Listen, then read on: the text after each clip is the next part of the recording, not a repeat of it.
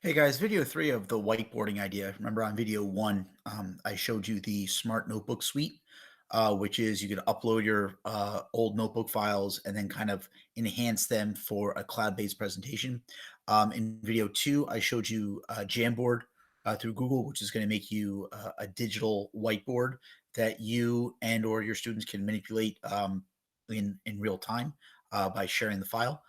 This one is going to be like a low-tech, high-tech thing, and it's called Rocketbook. So it's not really going to be a lot of me presenting anything.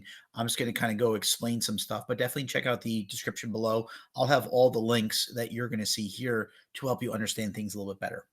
So Rocketbook is a company that's been around for a while. I highly recommend it.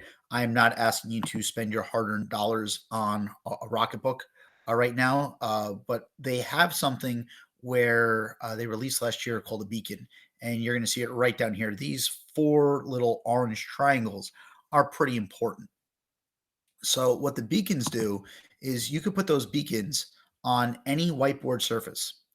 And when you install the Rocketbook app onto your phone, as you can kind of see right there digitized, what it's going to do is it's going to pull that image onto your phone. From your phone or your tablet, whatever device it's going to be, all you have to do is you push a button and it's going to put it immediately to your Google Drive or send an email. And in doing so, what you then do is you can take that whiteboard and put it on your classroom. I know some of you guys have been trying to find ways of writing out some formulas and doing some stuff on a piece of paper. You're like, well, how do I get it where I need to be?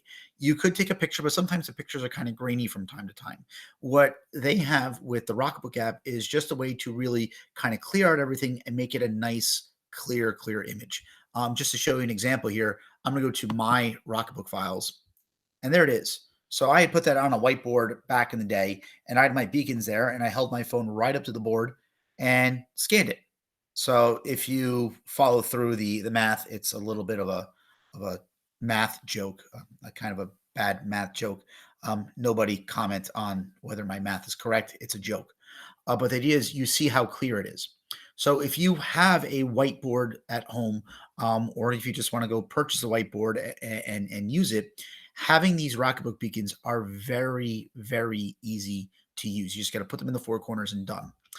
Also, if you go into this description, there is a link, and in that link, it's going to tell you how to actually use Rocketbook beacons, and you could test out your own Rocketbook beacons to see if you like them or not, and therefore, if you really like them, we'll go to Rocketbook and decide to purchase a set yourself. But there's a link down in the description that's going to say how to actually make them. And by the way, in the comment of that video, Rocketbook actually says, hey, thumbs up, good job.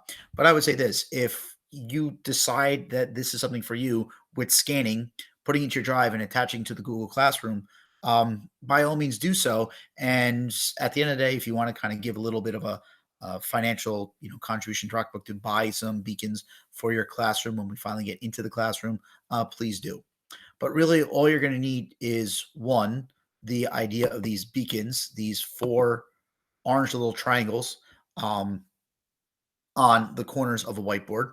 And then you're just going to need to go to the Google Play Store, or you're going to go to the Apple Store on your phone and download the app, or go on your tablet, download the app. And it's pretty simple. All you do is write, scan, and send.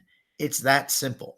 So definitely give it a try. In the links in the description, go and you'll have some videos. You actually see how it works. I just was having a difficult time with trying to show my phone how it's scanning, and that's just a little bit too much at this point in time. But definitely for a third whiteboarding option, though it's not going to be necessarily live, it's going to be the Rocketbook. Imagine this is that you're posting images of solution sets on the Google Classroom. You might also be sitting there like I am right now and recording something where you're now just going through the slides or going through the whiteboard scans, as I could scroll through and I could have several scans on a single page.